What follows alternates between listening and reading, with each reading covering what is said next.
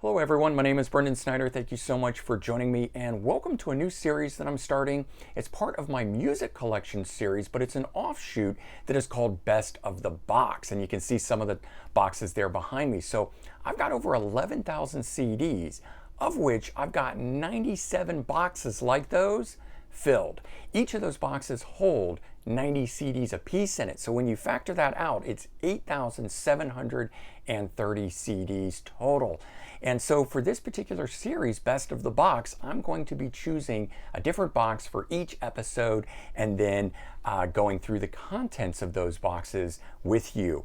And so some of the boxes contain whole artist collections, other ones are an entire genre type, might be latest purchases, or collections of all from one record label, or that might just be a sort of catch-all style box, which is the type we're going to be doing today. But before we get into that, if you are new to my channel and haven't already hit the subscribe button, please click the button. Also leave a comment, hit like, all those things help support my channel. I would greatly appreciate it. And of course, as an added bonus, by subscribing, you'll be able to stay up to date on all that's going on in the world of music, just like this, with this new series called Best of the Box. And so I've got one of them right here.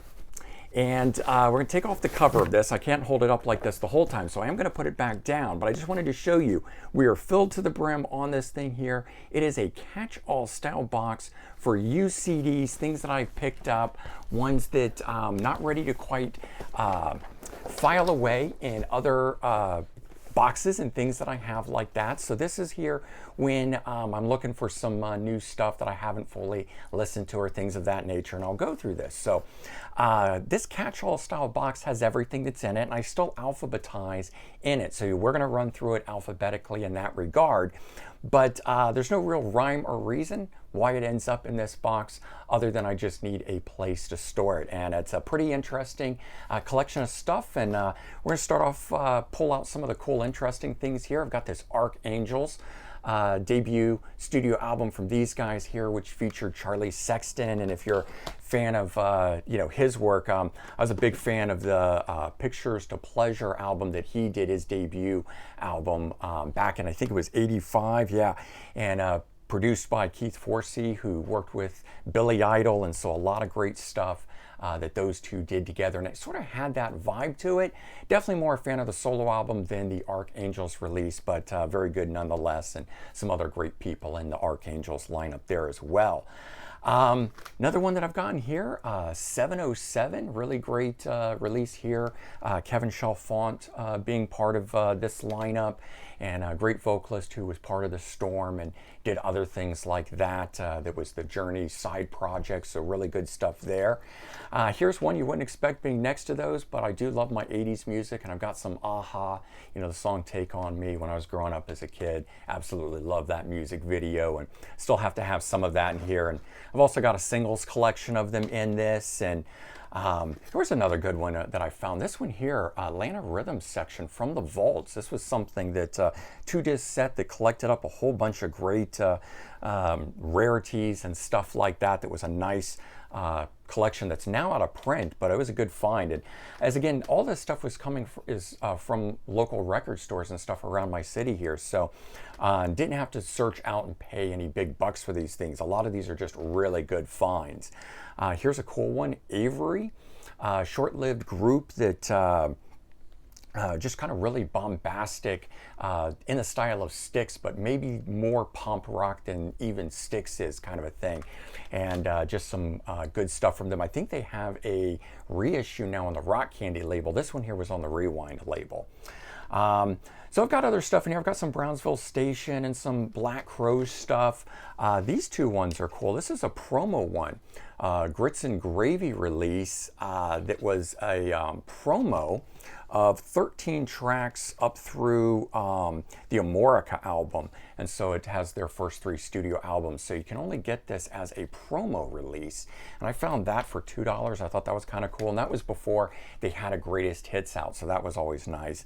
And then this one, High on the Moon release here. This one here is a 4-track live EP that came with a video. And someone sold it to the store, and I was able to pick it up just as a standalone release. Didn't have to pick up the whole thing. And so then as we continue through this, I've got some Bad Religion, some old school stuff like Against the Grain and No Control and Suffer, and I've got some Blues Traveler, their live album. Copperhead was a really good one-off band, some good blues rock, country style rock, if you will, sort of thing, southern rock. I know I'm throwing a lot of different things there, but they kind of mixed it all together, and it was just really good. This one came out in 1992, so tail end of all the rock stuff that was happening before everything went fully, grunge, alternative, and so forth. And got some Concrete Blonde in here, and got Chicago 21. I'm not a big fan of Chicago, but I do really like this album here. It's a Japanese import that I found that was good. And if you've seen some of my other videos, you know I do like Neil Diamond, even though he's not typical to my style of stuff, but I've got some Neil Diamond in here, and I've been pulling some out recent weeks, and this is some of it that I grabbed from here. This stuff, big fan of the Cult, so I've got these. Death Cult, which came first, or sorry, actually Southern Death Cult came first, then they dropped the Southern and just became Death Cult before becoming the Cult. And so I've got those releases, which are good. Those are good quality if you've never checked those out. Really, really recommend Southern Death Cult and Death Cult as releases to pick up from them if you've never heard them. And we've got new Duran Duran coming out next week, so got some good Duran Duran, a best of decade. I always enjoyed this. I had this on cassette growing up, and so glad to get it back on CD. And then of course the classic Rio album. How can you not have that in your collection? The Dickies, I don't know if there's any Dickies fans out of there. Good stuff. And some other 80s new wave style sort of goth rock, Echo and the Bunnymen. These two albums are really good here. We've got Crocodiles and Porcupine. And they're the reissues that have the bonus tracks on them. So whenever I find these, I didn't pick them up outright when the releases first came around, but they're out of print now. So anytime I can pick those things up, I try to add them to my collection now, kind of stuff. And it's cheaper than doing it first time around where you got to pay full price when you can pick these up for about $4 now, kind of a thing. Eurythmics Greatest Hits. I do like my 80s comps. Again, those are the ones that I grew up on and stuff like that. And got some Escape Club. Remember Wild Wild West? That was a great song. Picked it up just for that, but surprisingly, I actually really enjoyed it. And I've got another one in here, Dollars and Sex from them. Here's one I just took a chance on, Flies on Fire. You can see really, I guess you just want to see the front cover there, but it just looked like these guys could really rock out. I thought I'd give it a shot, and they do. And it turned out to be a good rock release there, and wasn't anything that I specifically knew about, but did enjoy it. And then same thing with this one here. I just tried this one out. The front, sort of front of this reminded me of like an NXS type thing. Wasn't quite sure what to expect here, but it is definitely along the lines of a pop rock sort of vein, new wave rock sort of vein kind of thing, maybe a little goth rock thrown in there, style of that, so that was kind of cool. And got some FM, the British version of the band, and Fabulous Thunderbirds, a compilation here. This is a group that I only ever knew the big hit Tough Enough, but they've got tons of stuff out, and like that era of the band more than I do the rest of their stuff, but I did like that mid-80s era of them. Got some Emerson, Lake and Palmer on a compilation here. This one being, I guess, just titled The Best of Emerson, Lake and Palmer, but pretty cool collection here, and definitely worth having in there. Came out in 1980, so that was cool. And got some free in here. I've been picking up these, which are the reissues that have a whole bunch of bonus tracks on them, and same thing, out of print. This is the Island Remaster series. Definitely my favorite, this one, Heartbreaker, of all the free albums that there are. But definitely more of a fan of Bad Company and stuff, but I do enjoy free. I got a Peter Frampton in here, and Flower Kings. This one, I don't like Diggy Packs, but I found a used copy in nice enough condition, so I went ahead and added it to the collection here. And got some Eric Gale's band. Don't know if you know who he is, but a great blues guitar player. Has done work with Doug Pinnick of King's X, and so I know him from that project that he's done. And one of the favorite bands out of the 80s was Georgia Satellites. remember their debut album, Keep Your Hands to Yourself? And then they had 2 more albums, and these were really hard to find, but it took me a long time to track these down, but I managed to finally find them on CD and have really enjoyed having those in the collection. And I've got some golden earring in here, and they've started doing recent reissues, so I may start adding more golden earring to the collection.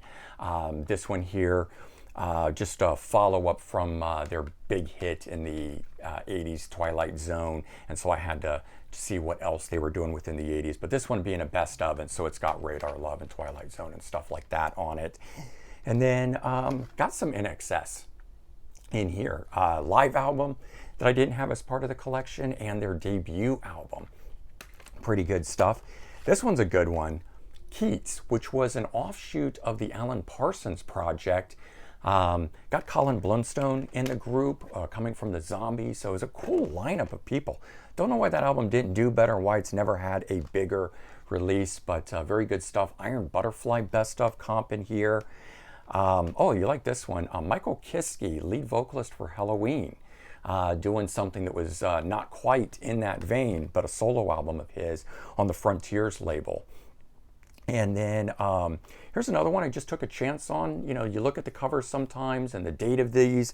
This was a 1990. Group was called Kings of the Sun, and good, again, sort of that NXS style, the cult, pop rock, or, you know, new wave rock, or whatever you want to call that, alternative rock of the 80s. And this was 1990, but some good stuff there. Alvin Lee Band. Definitely like that, and got a Living Color best of. They've got a couple different comps out, and I picked up different ones. Also a fan of Morphine, which is an interesting group. Saxophone as the lead instrument within the band. Good stuff there. Found this cool Eddie Money Unplug It In acoustic EP, and this is out of print, 7 tracks on it. Good stuff. This was back when, you know, the unplugged thing was all the rage and whatnot. Rick Kasich, what is this, Beatitude release, lead vocalist for the Cars, and got an Oingo Boingo anthology. Again, don't like the digipacks, but definitely want to have these in my collection if it is the only way that I can get them. Double disc anthology of great stuff. Wish Oingo Boingo would put out a new album. I know we just got one from at Danny Elfman, but I would love an Oingo Boingo one. I got another Police collection, the singles, and a Pretenders, also titled The Singles. Got some Rage Against the Machine. I'm definitely more a fan of Audioslave and Tom Morello and his Night Watchman project, but I've been working my way back into Rage Against the Machine. I sort of was not into that when it was going around the first time, but I do very much enjoy it.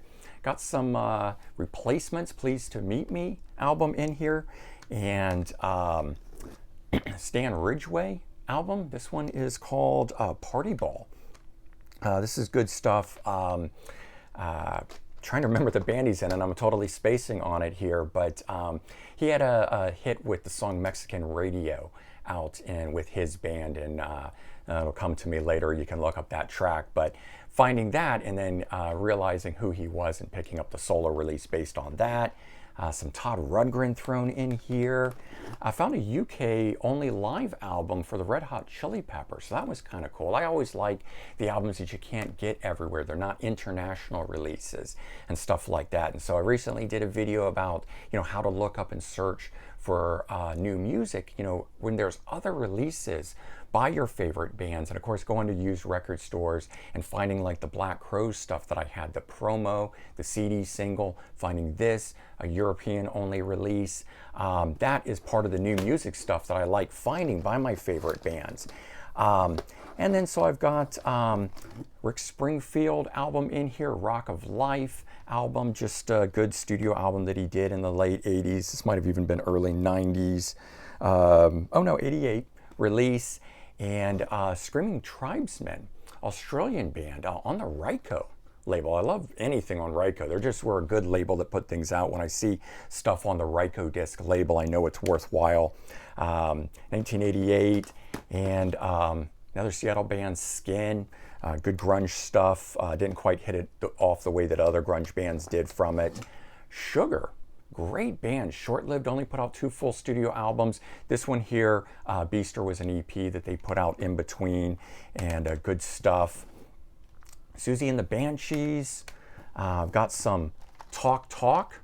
No Doubt covered one of their songs, It's My Life, and that's where I learned them from, but found out that I really like their sort of electronic dance style rock that they do. Tom Tom Club, keeping on that new wave 80s thing. And got Best of Pat Travers. Never been a big fan of his, but I do enjoy his stuff. You know, Boom Boom Out Go the Lights, and Crash and Burn, and Snortin' Whiskey. Good tracks, another one from him there. Probably my favorite of the studio albums, Crash and Burn. This is just a great rock album all the way through. Billy Thorpe, I always forget the title, Children of the Sun, but this is the revisited version of it. I was looking for that one for a while and finally found it for about $6. And then Eric Wolfson sings the Alan Parsons Project that never was. So songs that were up for inclusion on an album but that never made it. Some Wishbone Ash, and ending it off, West, Bruce, and Lang, Why Don't Ya? Good stuff from Mountain Guys there. So there you go. Didn't quite go through all 90, but you get a big idea of what all that is. Hopefully you enjoyed this first episode of Best of the Box, and do check back. I'm going to try and turn this into a series if this does particularly well. So leave me your comments. Let me know your thoughts. Have a great day, and I'll talk to you all real soon. Bye-bye, everyone.